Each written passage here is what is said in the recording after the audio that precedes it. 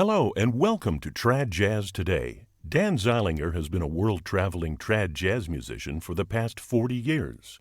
Some of his most memorable performances were on the lawn of the Edinburgh Castle, at the Imperial Palace in Japan, as well as TV shows and commercials around the world. Dan has met many people during his career and has spent many hours on and off stage with these musicians, talking about jazz, life, and more. Some are touring musicians, some are theme park warriors, and some are casual musicians who play on weekends with their friends. They all have stories worthy of a movie script, and through these interviews, Dan will be sharing them with you. Now, Dan Zeilinger. Hi there, this is Dan Zeilinger with Trad Jazz Today. My next guest is actually, I would say, closest thing we have to one of the superstars of our genre. I've been a fan from afar. I actually saw him perform and got to shake his hand and say hello once upon a time many moons ago at the Sweet and Hot Festival in Los Angeles. And I've watched him on YouTube ever since then, and we have many friends in common. Hopefully someday I'll be able to meet him in person again. And that's Mr. Dan Levinson, a clarinetist extraordinaire. Hello, Dan. Hello, Dan. Thank you. It's kind of interesting, at least from a standpoint. Is the first I do a series of interviews when I do these days, and my first interview today was with Danny Coots. So I've had a day of Dan's. Yep. We talked about the fact that in my sixth grade class, there are 3 Dans in my sixth grade class. So we went as Danny, Daniel, and Dan, and I got the Dan part. Okay. Yeah, I was never, growing up, I was never Dan. And in fact, the Dans that I knew growing up were not nice to me. And so I think I developed a bad taste in my mouth about that name, and I never called myself that. And then suddenly when I got to be about 20 years old, it just happened. I would say, my name is Danny, and they would say, nice to meet you, Dan. And I never have got warmed up to that name. I mean, Daniel is a nice name. But now when people call me Danny, it's either family members or Molly, my wife, or people that I've known prior to 1985, or people that want other people to think they know me just a little bit better. The only people who've ever called me Danny were my mother, my high school girlfriend, and a trombonist named Chuck Anderson. And I don't know why that is, but Dan is such an adult name. And then I'm also a composer, and when I compose things, I put Daniel, Yeah. just because it sounds more formal. Right, that's the way it's generally done. Yeah. What can I say? So I was surprised that you kind of, to me, in my way of thinking, you're one of the iconic East Coast New York guys, and then I find out that you were born actually in the Los Angeles area. Yeah. You don't have to be ashamed about it. It's okay. No, a lot of us are. I grew up in the Brentwood section of Los Angeles. Oh, very nice. New York when I was 18 years old, and I never left except I spent a year in Europe, mostly in Paris, and I spent 6 months in New Orleans. And other than that, since 1983, I've been here. That's wonderful. Of course, it's probably the best jazz scene on the planet. Was. Yeah, at one point, well, of course, Until March. well, none of us are working right now, and everybody knows why. So it's just that thing. Yeah, a great jazz scene. There are a few hubs, it seems, in our country for where you can really get. Of course, New Orleans is one that you spent some time at, and it used to be LA too. Actually, it's Southern California area, but we have the advantage of having Disneyland. So especially early jazz guys tend to be flooding around here at the time. Right, and I know a bunch of folks who've worked at Disneyland, and Katie Cavera, and Marcus Howell, and Dan Barrett, another Dan. Sure. All Disneyland. Yeah, well, at one time or another, I was actually a Knott's Berry Farm guy, but you've seen one theme park, you've seen them all, you know. I Yeah. worked with Rusty Sires and Brad Roth Yeah. and the whole crew. But that's kind of makes it neat about traditional jazz in this area is there's a real strong uh, place to get paid. How's that? Yeah. Which is a nice thing, you Yeah. know. I used to go to Disneyland. I used to hang out on Main Street and listen to the Ragtime Pianist there. And then I would go over to the band shell, and I got to hear the Bob Crosby band with Bob Crosby and Yeah. Cab Calloway with Cab Calloway and Woody Herman and you know all my friends wanted to go on the rides, and I just wanted to listen to music. Oh God, I remember the big band nights at Carnation Plaza. Yeah. I was one of the guys that was always there, you know. Yep. I started out as a trumpet player, so that the big band nights were special to me at the time.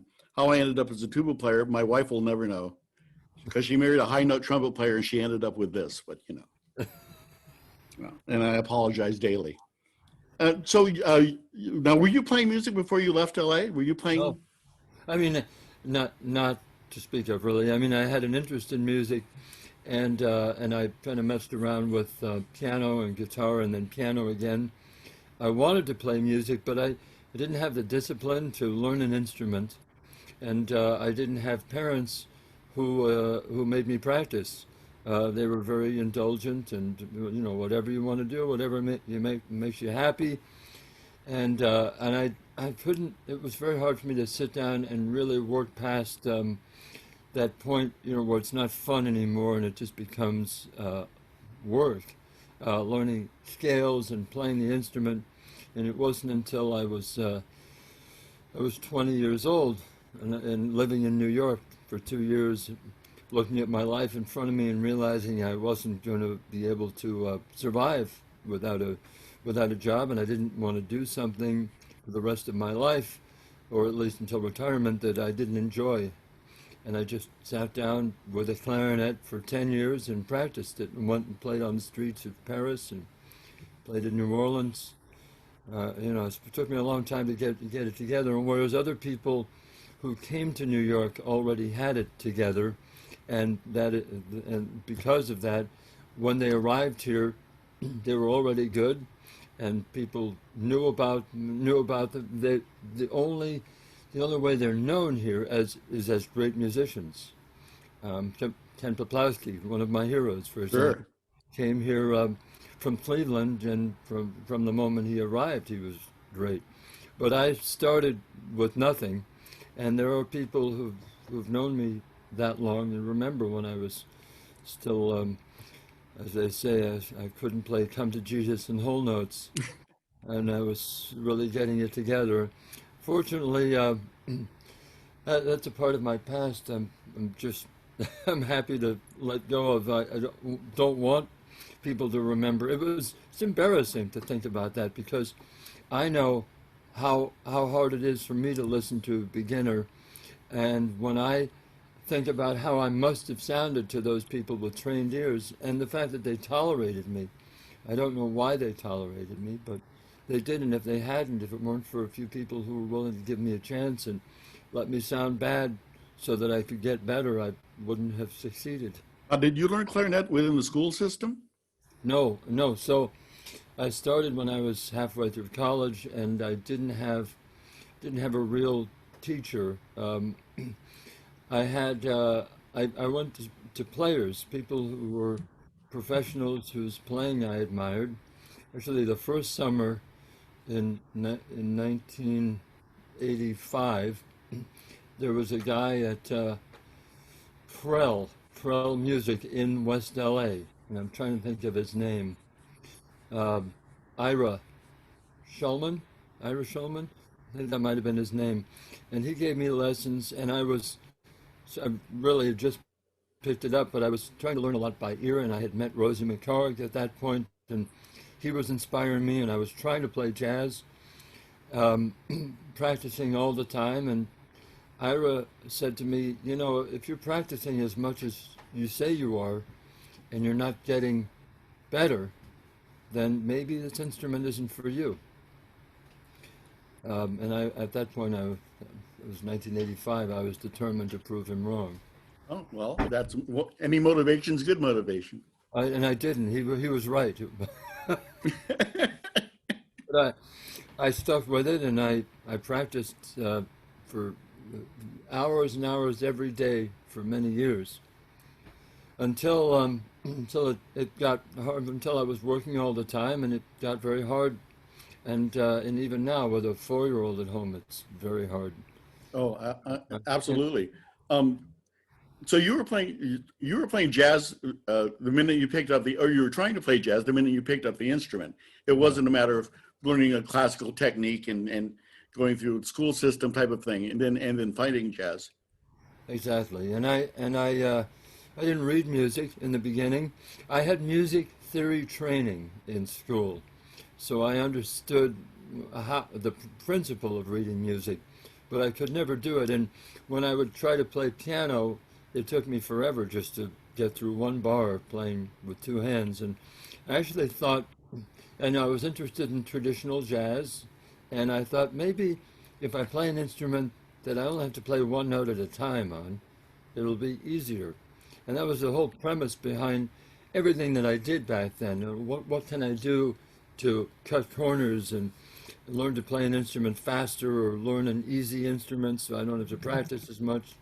Now, where did you hear traditional jazz for the first time? Was that from a trip to Disneyland? Or was it No, not at all. records? Yeah, I was taking records out of the Santa Monica Public Library. When I was about 16 years old, I lost interest in the then contemporary pop music scene, or rock music, which I'd been heavily into and played electric guitar in a rock band briefly, Sure. badly. And and I started looking to other styles of music. And being library, I was able to explore. I got into show tunes first, and ragtime, and it was not good ragtime. A lot of it was what we call honky tonk, where they Sure. deliberately, put tax on the piano. Joanne Castle, yes. Yeah, and Joe Finger's Car and all that stuff, and even Dick Hyman had to do that in the 1950s as Knuckles O'Toole and Slugger Ryan. And Just a quick aside, I actually recorded Big Tiny Little's last two albums with him.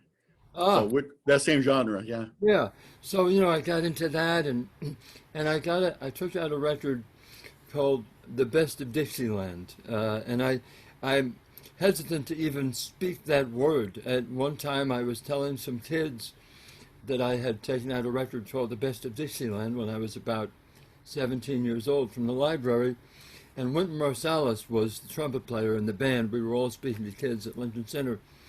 And he said, "Hey man, it's New Orleans traditional music."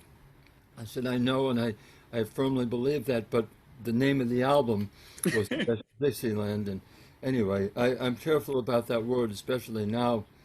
But it had Actually, when I first got started, Dan Barrett gave me that album to listen to. so So this was an RCA Victor release, and it started off with Louis and Teagarden doing Rockin' Chair. And it had some Kid Ory and there's some Bix on there. no, I don't think any Bix was on there, but it ended with Livery Stable Blues by the ODJB, and it knocked me out. And I remember playing that recording for my friends at school and saying, "Wow, listen to that clarinet!" And they said, "Oh, what is that awful screeching sound?" And they'd listened to their rock music much louder than I was listening to that record. But that's the record that really changed my life. And those clarinet glisses on those cuts are pretty amazing. Yeah. And my father. So this was about 1982, 83. So I was only listening to it at that point. I didn't play it. And about 1983, also. I heard the Preservation Hall Jazz Band at the Wadsworth Theater in Westwood, and my father took me to hear Conrad Janis with the Beverly Hills Unlisted Jazz Band. And in fact, the summer of 1984, when I was home, I used to go hear them every Tuesday at Le Cafe in Sherman Oaks, and sat right in the front there. And Peter Mayers was on clarinet, and I just really dug that music. And then my father took me to hear Rosie McCarr's band in 1984 also. And I got to know him really well the Oh, your following. father was a jazz fan. He was a jazz fan. The interesting thing about him is he was born in 1933, and his introduction to jazz was the Benny Goodman Carnegie Hall Jazz Concert, and he went forward chronologically from there, and he was into Brubeck and cool jazz of the 50s. I went backwards from there, you know, from the Goodman Carnegie Hall Jazz Concert in 1938. You and rebel. to the 30s and the 20s stuff and the teens, the very beginnings of jazz, and even ragtime, real ragtime, once I discovered who the good pianists were and Chopin's Sure. music, and listened to it and learned to play some of it myself. So, yeah, so I was just a fan for a few years. And then when I came to New York, my father, on a visit to New York, took me to Eddie Condon's and Jimmy Wow. Ryan's. And it was actually the week Jimmy Ryan's closed, the last one on 54th Street. Condon stayed open another couple of years, was not the one affiliated with Condon himself. He had died in, I think, 73. So this was another one that used his name. It was co-owned by Ed Polser and Red Balaban. And I used to go in there as an 18, 19-year-old and listen to the bands. I met Dan Barrett. Dan Barrett came off the bandstand one night. He was subbing for the regular trombonist, Tom Arton. And I would sit there in the front row, and it's funny, like I was pretty much invisible. Nobody knew I was there, and yet here I was, 19 years old. Most of the other people they were older, most people in the audience, and there was a lot of Japanese tourists who came into Condon's. But here was a 19-year-old kid, and I pretty much didn't exist, except one day Dan Barrett was subbing, as I said, and he got off the bandstand, and he said, "You're kind of young to be listening to this." And I said, "This is all I listen to." He said, "Really?" And I said, "I love this music." And he said, "Well, you know, and he said, "Where are you from?" And I said, I'm from LA." And he said, "Oh, I'm from Southern California too." He said, I'm living in Queens. Maybe you'd like to come over one afternoon and listen to some records with me. We can make some tapes." And that was the beginning of a beautiful friendship that's lasted. That's how I got started too. I was in college with Dan, Oh, how about that? and he So, kidnapped me and took me into his house one day and said, "Listen to this." And he and Brian Shaw and a bunch of these people are the ones who got me into the style.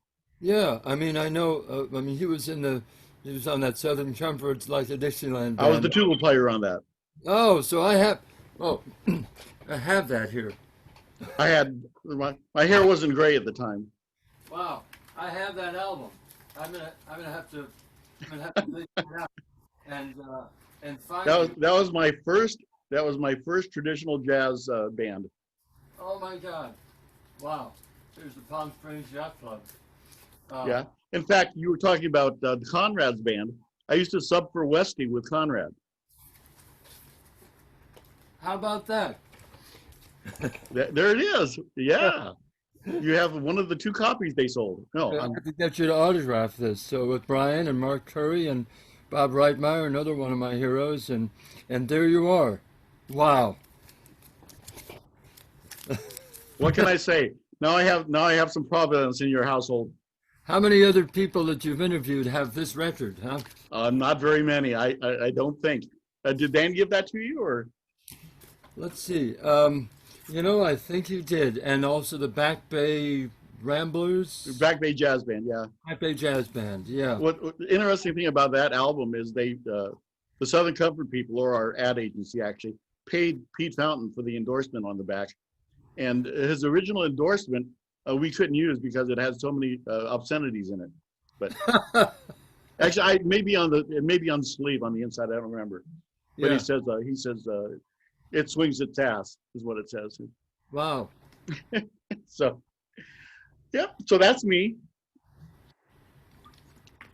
And I was in college with Dan Barrett and Brian Shaw and a bunch of those guys. And I was kind of a concert band geek. And I was asked onto that group as an introduction. And Howard Alden on guitar, on banjo. Yep. talking about stepping into a deep end of the pool. Yep. And I had never played anything until then. Yeah, he's another great musician. I just saw him in Arizona about a month ago. Oh, so you did that festival? The only festival I've done this year that hasn't been canceled. I was Right. down. Yeah, I love Howard. I was fortunate enough to tour with that band. We got to tour for a year together. So Wow. Yeah. So well, yeah, I met Barrett, and and he was one of the first people I got to know here in New York that recognized me as something more than a 19-year-old punk. And he made some tapes for me. We hung out. And then when I was out in California visiting and staying home for the summer, I got to know Rosie McHarg, who was then, well, he was born in 1902. I met him in 1984. He was 63 years older than I was. But much like Dan Barrett, he encouraged me and invited me over. And he had, in fact, I have his 78th here. He left his 78th to me when he passed on in 1999. yeah, I never had a chance to meet Rosie. Well, he used to have all of his records, and they weren't in sleeves. They were just like this, and they were stacked vertically on his shelf. And he would introduce me to various artists who inspired him. The ODJB, he was really crazy about that band, and Bix and Miff Mole with the original Memphis Five and all their pseudonyms. And he heard those records. You know, this record is from about 1923. He heard this music when it came out and bought it, you know, going to the shops and asked for this is Benny Cruder.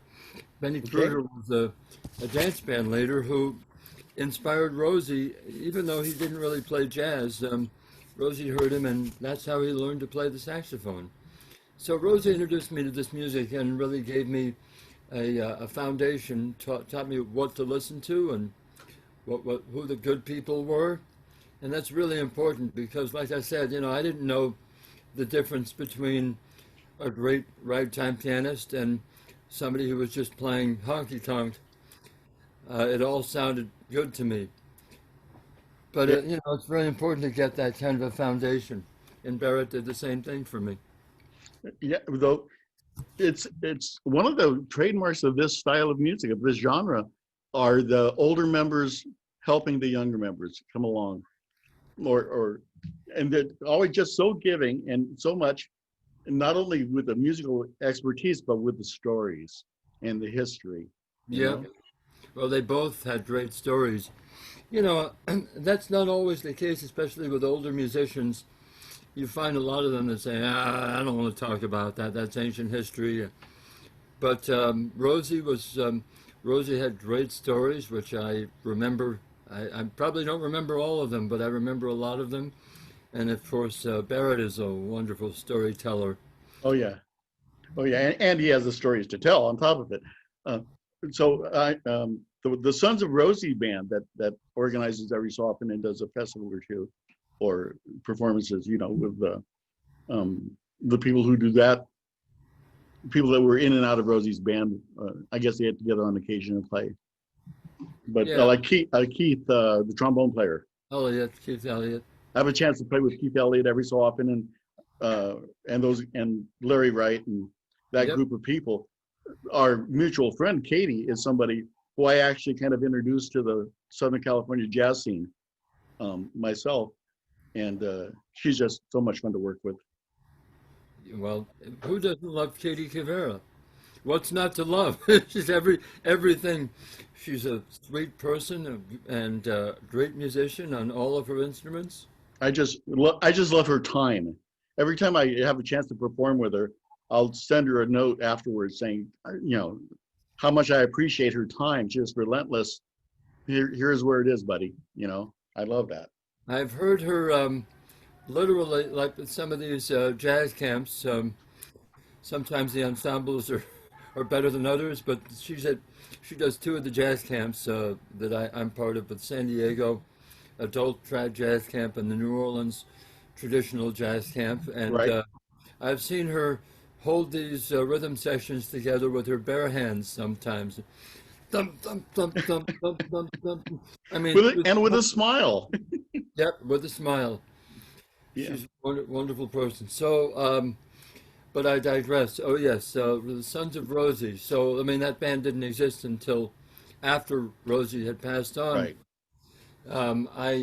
When Rosie died, he left me and Keith Elliott jointly all of his arrangements, a trunk full of arrangements going back through his career.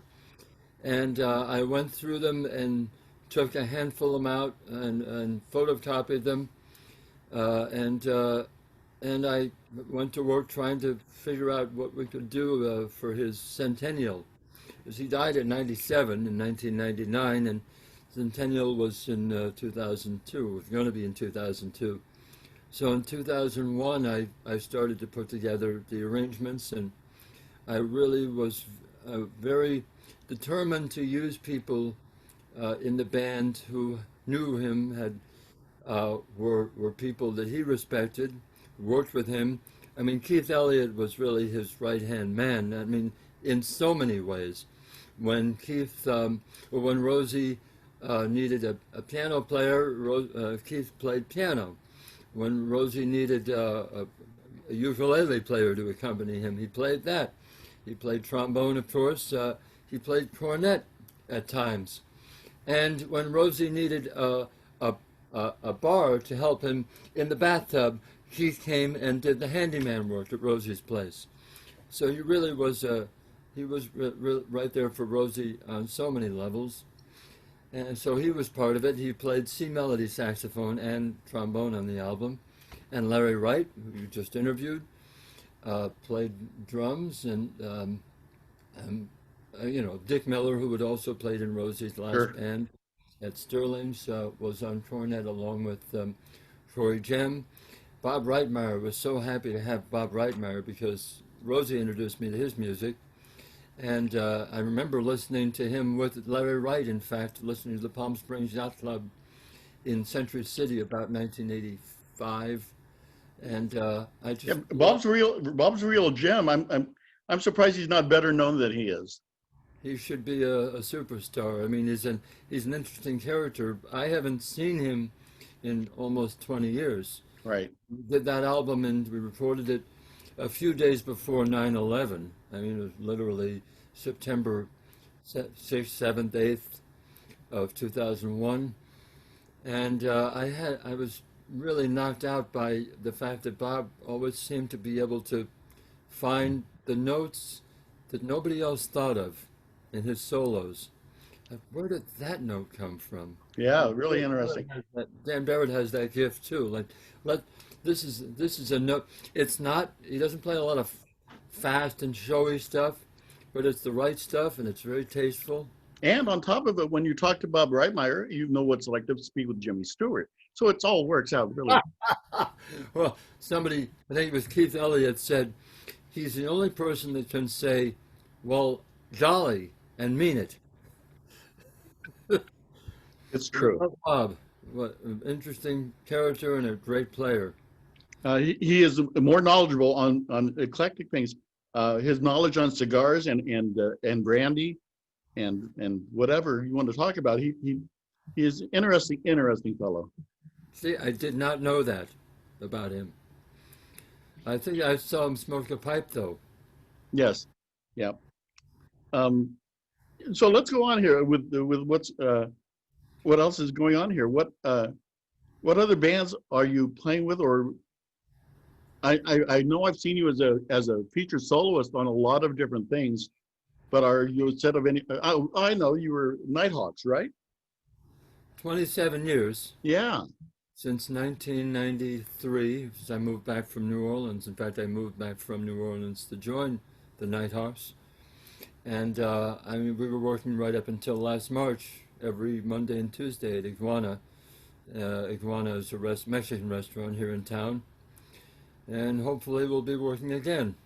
Tell me a little bit more about your time in New Orleans and the people you played with. And last week I interviewed Banu. Oh. And I'm sure that you ran into each other. more than that. I Yes. met, well, I mean, I knew about Banu probably from first time I heard about her was on John McNally's radio show on KCRW, the more traditional sounds of jazz. I used to listen to that. I think it was on Sunday nights, and he probably played some recordings by her, so I knew of her. And then when I went down to New Orleans in 1984 for the first time, and that's before I played an instrument, I went to Bayard's Jazz Alley to hear her. But she wasn't there. She was having a baby, so she couldn't make it that night. I think that's awfully inconsiderate of her, because you were there to see her, actually. Yeah, so Steve Yoakum, trombonist, was leading the band. I know He Steve. passed away in September, a great friend and became a great friend. I met him that night. And he told me, I mean, there's so many tangents here, but he was the one that told me to go hear Eddie Davis here in New York, and I met Eddie, and that's a whole other story. Yeah, and we just lost Eddie, too. We lost Eddie this year, and from COVID in April, and Peter Eflin the next day, and but all right, we're not talking about that. That's okay. I met Steve Yoakum. I met David Boatinghouse and Tom Saunders. I think Jacques Gauthier was on clarinet. I'm not sure about that. Dickie Taylor was on drums. And Charlie Fardella was on trumpet. So, but I didn't meet Banu.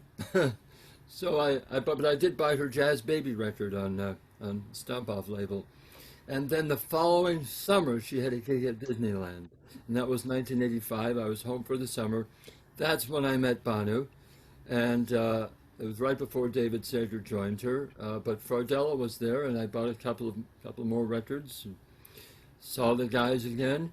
And I would see her at the festivals, at the LA Classic Jazz Festival every year. Got to know her a little bit. I didn't actually work with her until many years later, but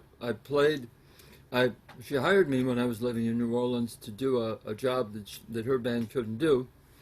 So I did work for her in a sense. And I sat in with her band a few times when I was down there.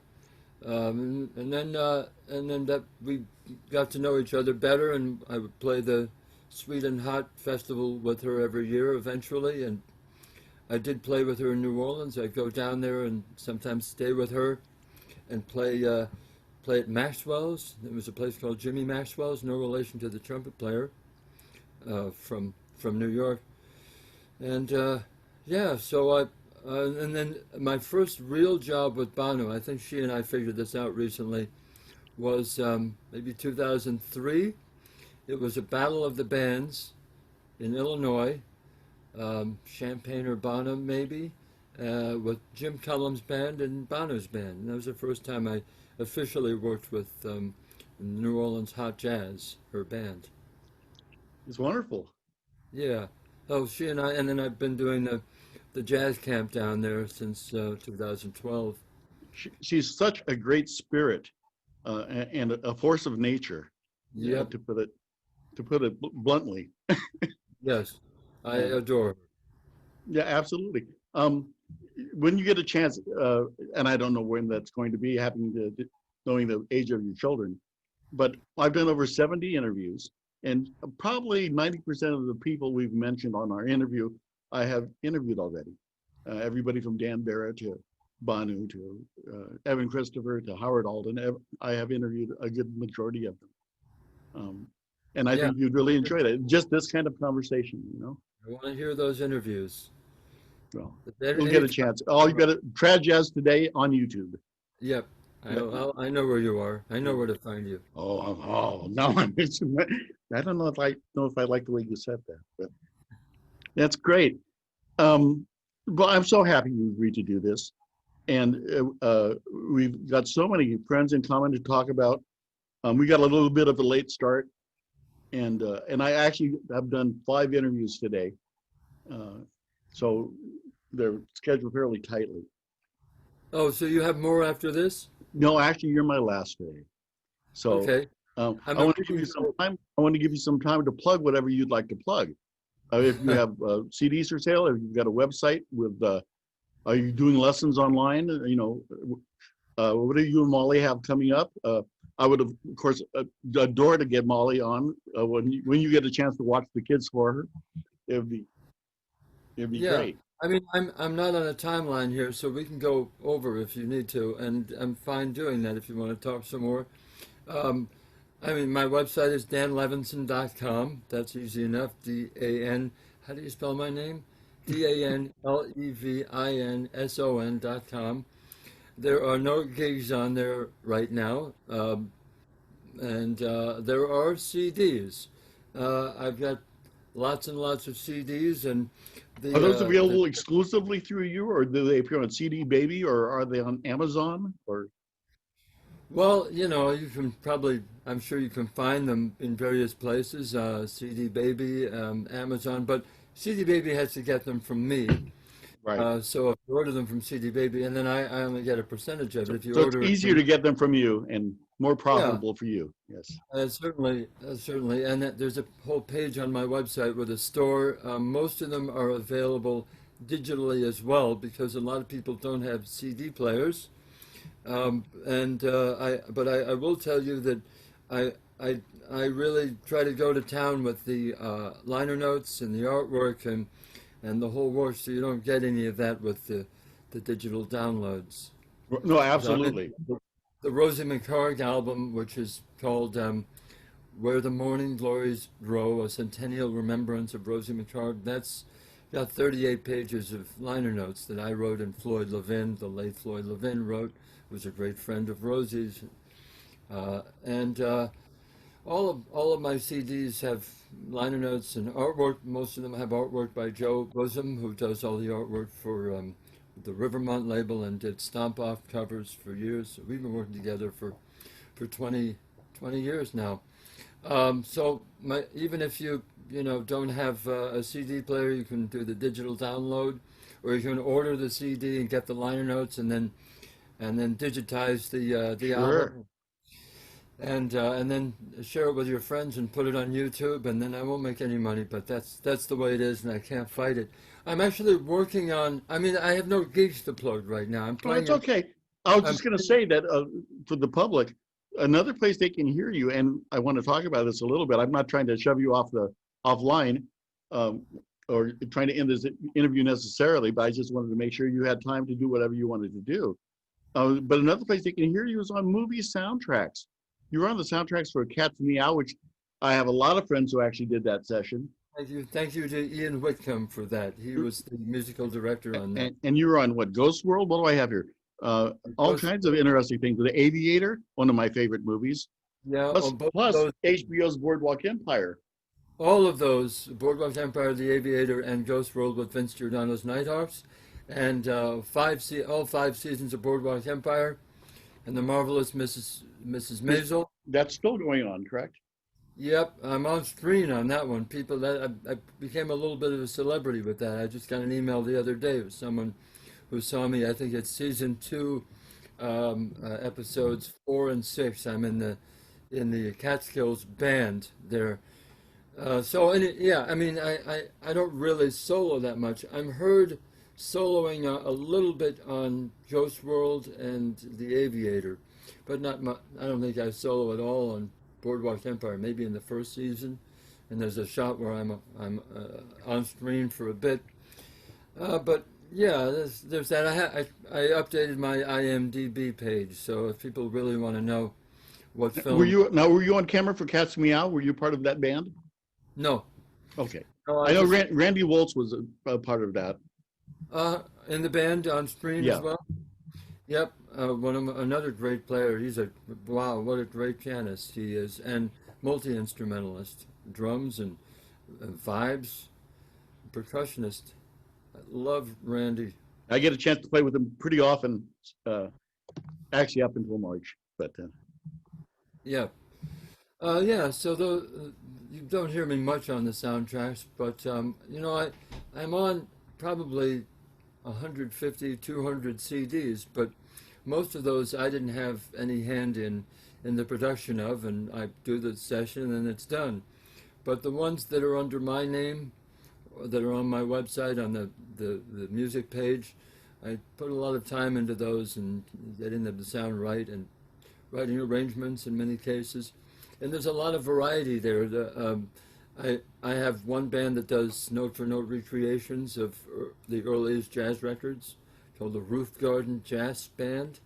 Another band that was sort of a spin-off of that does not recreations, but my new arrangements of songs mostly from the teens and 20s, sort of a dance orchestra that might have existed around that time. That evolved out of Stomp Off producer Bob Erdos's desire to recreate the Frisco Jazz Band, and we did most of their recordings on one of the Roof Garden Jazz Band CDs. He said, "I want more," and I said, "Well, they didn't do any more. They only recorded 9 sides." So I went to work in the Canary Cottage Dance Orchestra, recorded 2 albums for Stomp Off. The second one is, I would say, my favorite album of mine under my own name, and it's not really a jazz album. It's not really ragtime. It's just nice dance music, good tunes. It's a wonderful vocal quartet, barbershop quartet style.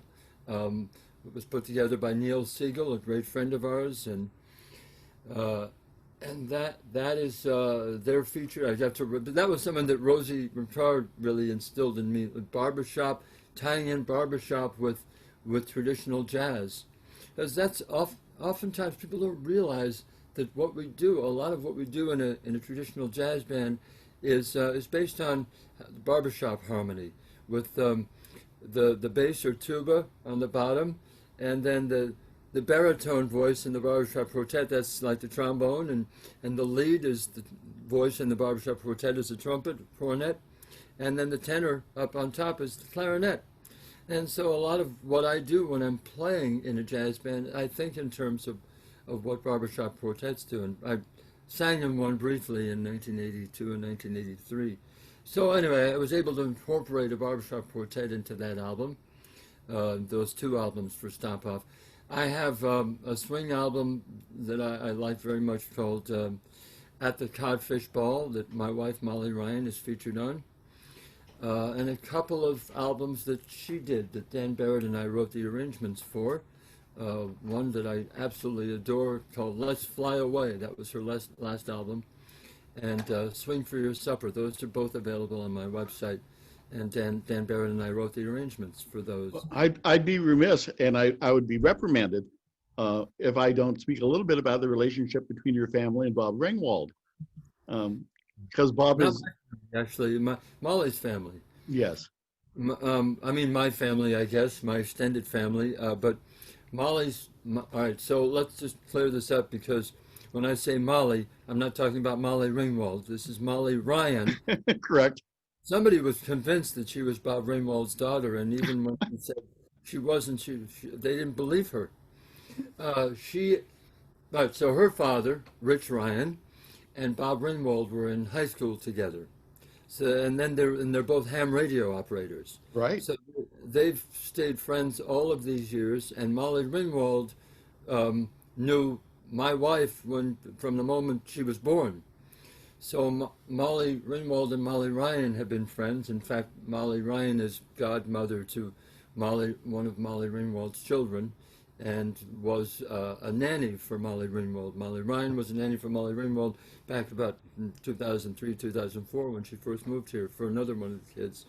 So the families know each other, and I've known Bob since the mid '80s, when he had the show on not KPCC, help me out here. I don't know his call letters. I'm sorry. Yeah, I want to say KPCC, but it's not that. But it was at the college there. At Northridge. Yeah, Northridge. Cal State Northridge, yeah. Yeah, so he had a radio show, and I used to take Rosie to hear Bob Ringwald's Great Pacific Jazz Band. Rosie loved, Bob Havens. Boy, Rosie just thought he was as great as any trombone he ever heard. So Rosie loved to hear Bob Havens. And I've interviewed Jack Wadsworth and Ray Templeton. Yep. And Bob, of course. But Bob gives me feedback on every interview I do.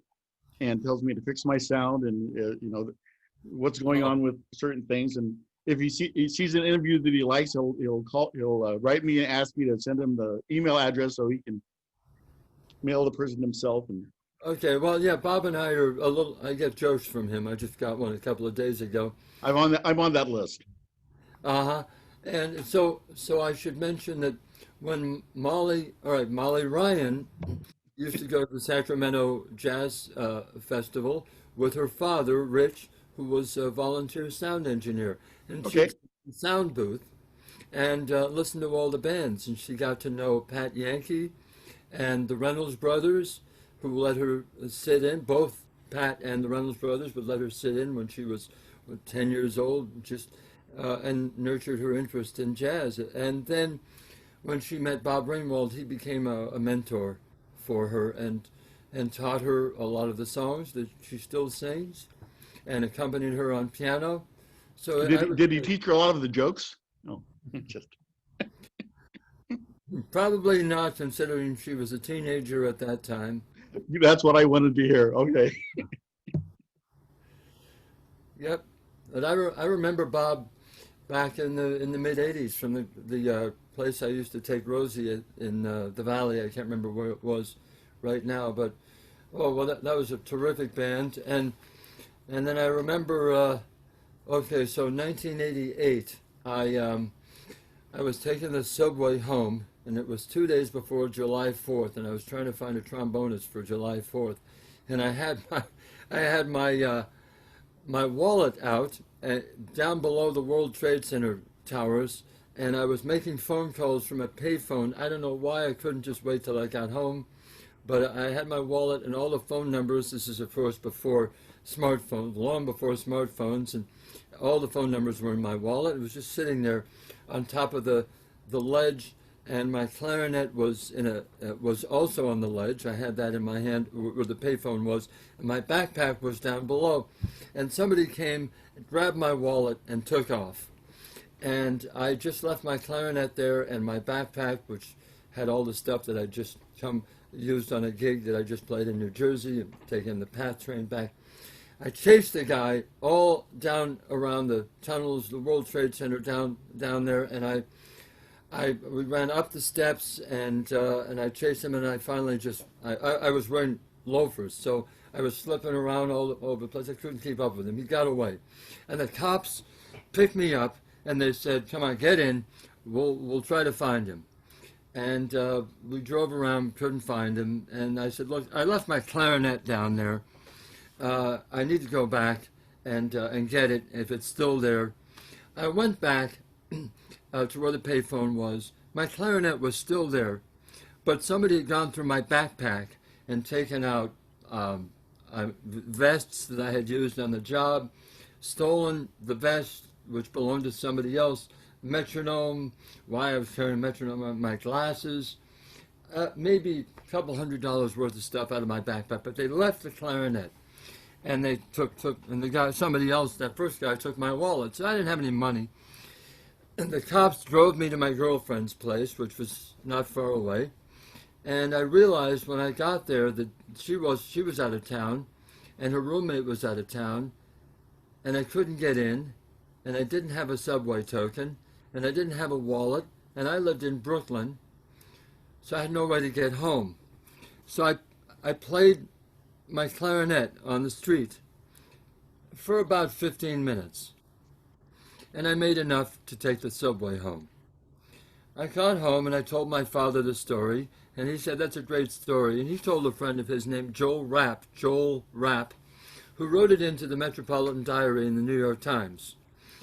And it appeared in the New York Times, that whole story, and Joel embellished it a bit, and he said that I made $75 and took a taxi home, which didn't really happen, but that's what appeared in the New York Times. They sent me a bottle of wine, and then, so then I was hearing from all these people, "Hey, I heard about that thing." And then I'm out in California at the LA Classic Jazz Festival, and I see Bob Ringwald. Now this is now September 1988, and Bob says, "I heard about that thing that happened to you in New York. You got mugged or something, and you played clarinet on the street." And I said, yeah, but that was in the New York Times. How did you hear about that? He said, Paul Harvey read it on National Public Radio. And that's the rest of the story. Right. So if I'd known all that was going to happen, I would have skipped the whole part where I chased him around and just gone right to playing on the street. Anyway, that's my little story from 1988. Well, you can't pay for that kind of that kind of advertisement. That was the most famous I've ever been. Oh, I don't know about that, but that's a great story. So, Well, listen, sir, I am going to start wrapping things up now, and thank you again. Now, I tell a lot of since you haven't seen any of my interviews yet, that I plan on doing a future series of interviews about education and getting into the nuts and bolts of what it is that we do.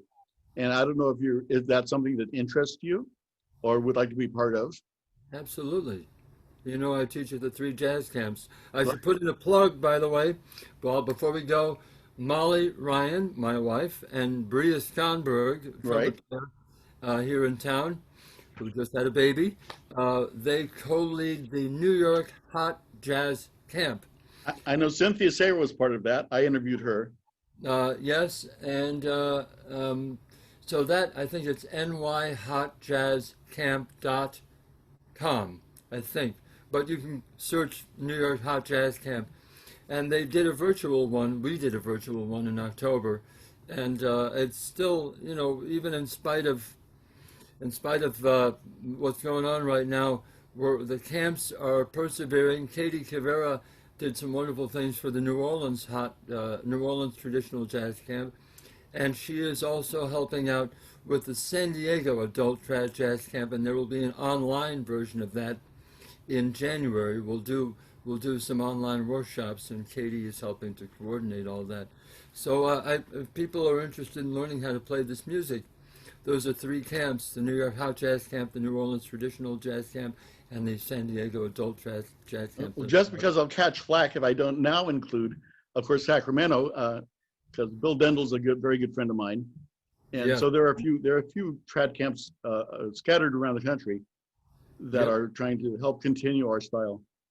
Yes, indeed. And Molly and Bria were both campers for a long time at the Sacramento Traditional Jazz Camp, and that is, I think Bob Ringwald was involved with that as well.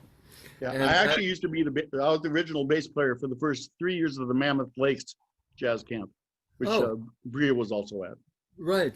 So Bria and Molly were inspired by that camp, and that was the inspiration for the New York Hot Jazz Camp, which they co-lead now. So yes, I would love to be part of that, Dan, when that comes along. Absolutely. Thank you so much once again. I know how hectic your life is, and it is for many of us, and I appreciate your time. It's mainly because of the 4-year-old right now. You know, that's just it's so consuming. Anybody that's had children knows about that, and because of what's going on now, she's not in school, so she's home most of the time. And you are the very first person out of the 70 plus interviews I've done that have ever pulled a Southern Comfort album out of the wall. Well, may I not be the last. All right, sir. You take care now. Thank you. You too, Please Dan. give your wife my love. Will do.